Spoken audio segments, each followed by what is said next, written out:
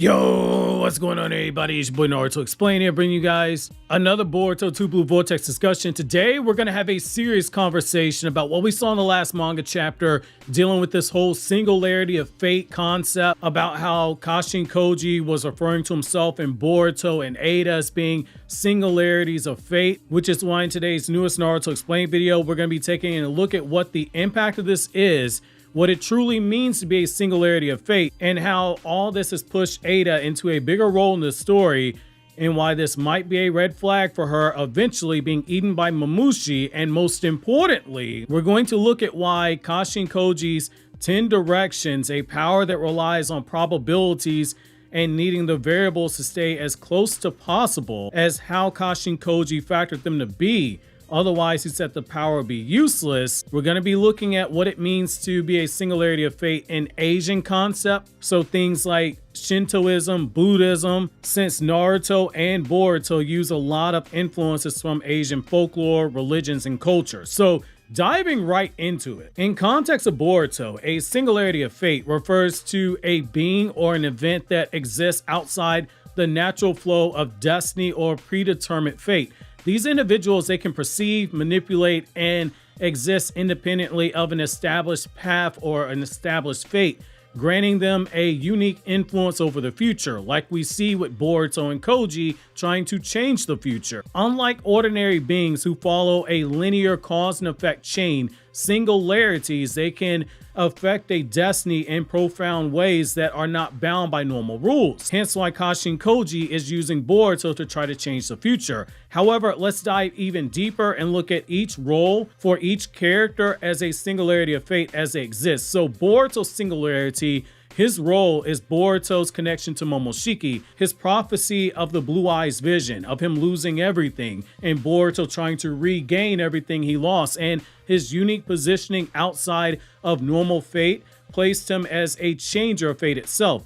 He's not just subject to destiny, Boruto's being positioned as being able to rewrite destiny, and Kashin Koji's using him to do that. In terms of powers, Boruto, he has the ability to remember the past timeline that Ada's omnipotence ability rewrote everyone's memories, underscores his position as someone outside of fate's control. That's why Kashin Koji working with Boruto is so important. Kashin Koji's role as a singularity, it comes from his 10 directions power, which allows him to see multiple possible futures.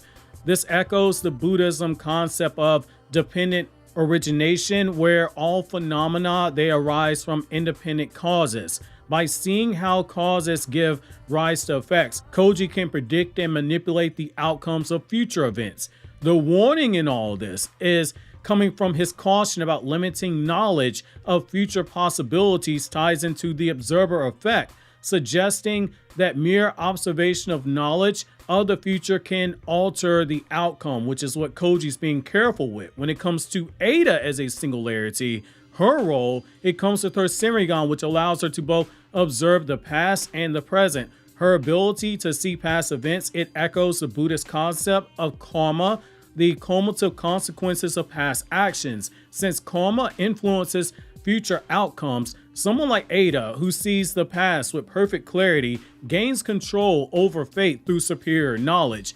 When it comes to the influence of omnipotence, that is also being a singularity of fate. Ada's role in rewriting fate through her omnipotence power makes her a literal rewriter of destiny. Omnipotence is a power that turns desires into reality. Right now, she cannot control it, but that will not always be the case. She embodies fate itself, akin to the concept of divine will or fate in Shinto thought. Tenmei, if you want to be technical with the term. Now let's go into the meaning in Buddhism itself so we can link it together with the Boruto story, which it should be worth noting that Buddhism, you have karma, which is also a facet of singularity of fate, and Boruto just happens to have a what? A karma seal that was given to him after his fate was predicted by Momoshiki. So stick with me a little bit further as we continue to cook. I know there's a lot of like Buddhism heavy stuff in here, so just stick with me. I promise it's going to make sense. So singularity of fate in Buddhism. In Buddhism, fate isn't seen as something absolute or unchangeable. Instead,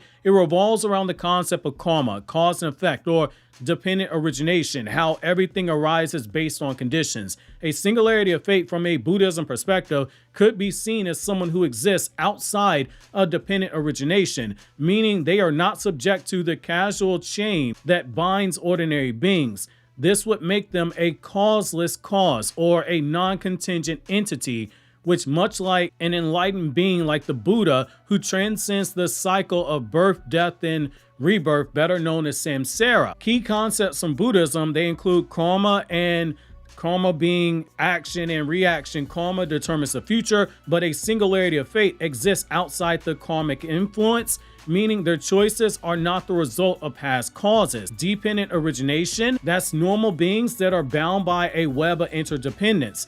A singularity of fate would not be bound by this, much like how a Buddha is no longer bound by samsara.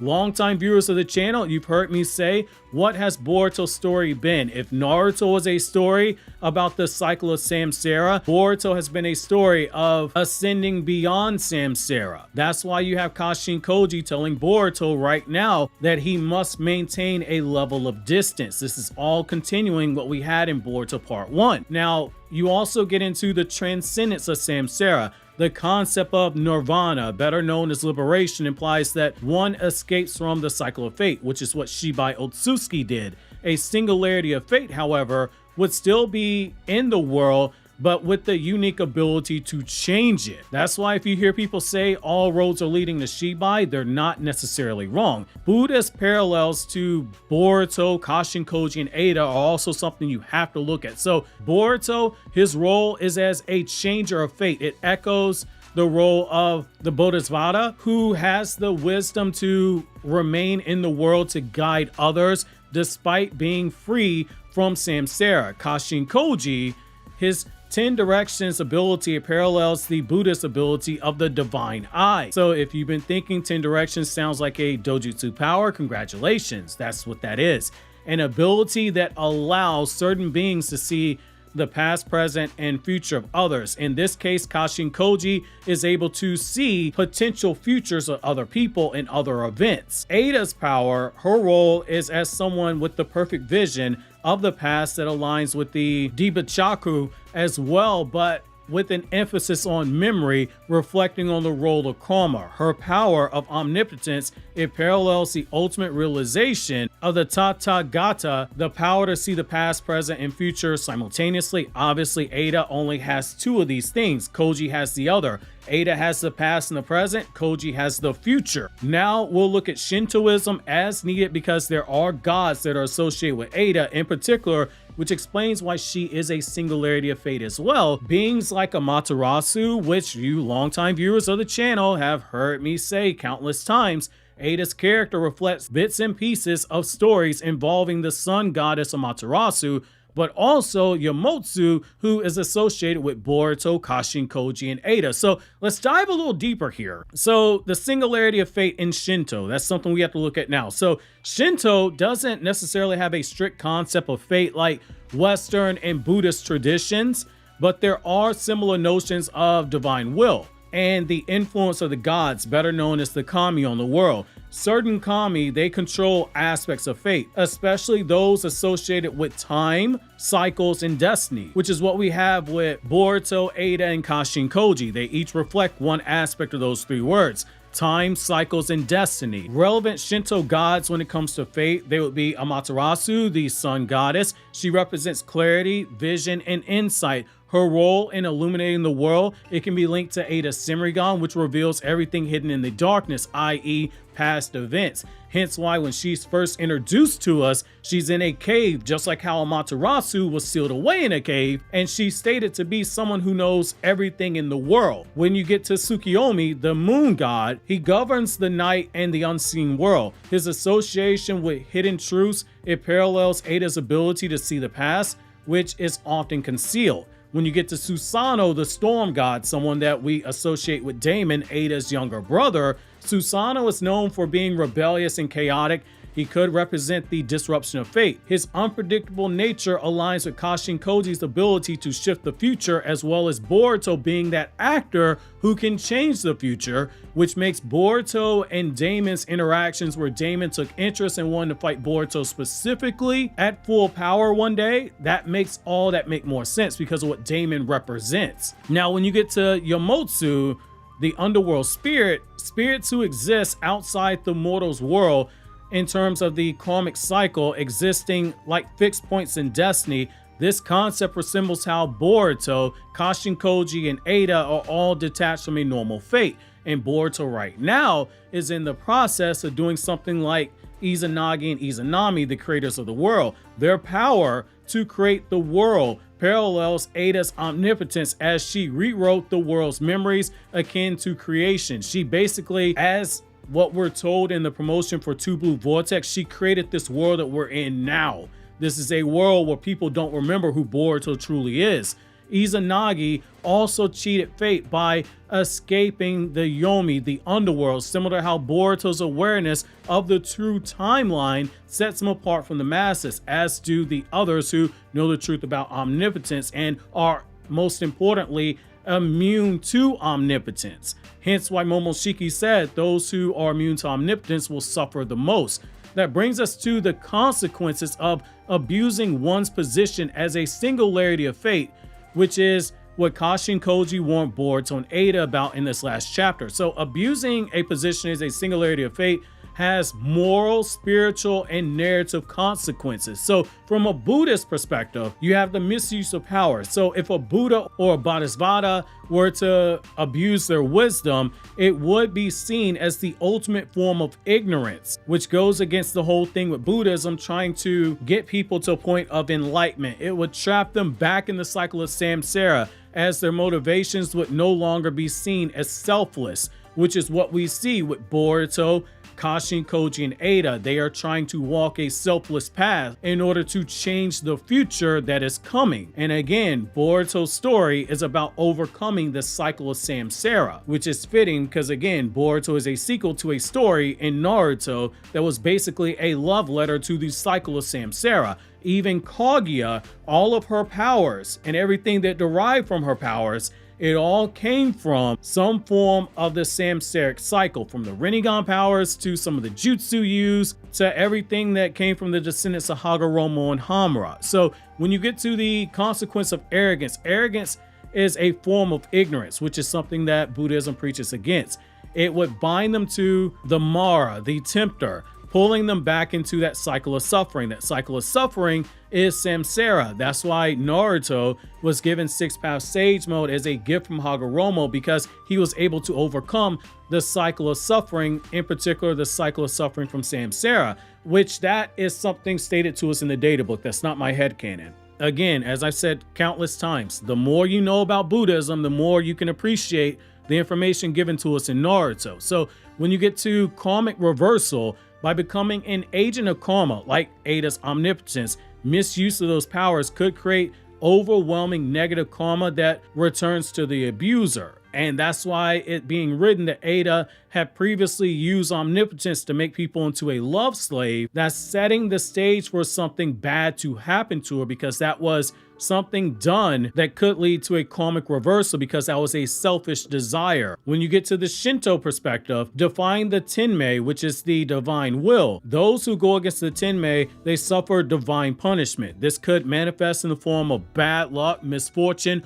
or the loss of power. In Boruto, if Ada were to misuse omnipotence, which again we just laid out, that is something that happened, the power could lead to backlash on her, creating unforeseen consequences, which in the case for her came from the fact that she wants people to love her, but she herself does not get to know what true love is. Momoshiki, even with his words, people who are immune to omnipotence, they all suffer. Each time omnipotence has been used, it's been for selfish reasons, and those who are immune to it, they've all suffered as a result. When you get to the mythological example though, so you have Susanoo's rebellion against Amaterasu, it led to his banishment from heaven.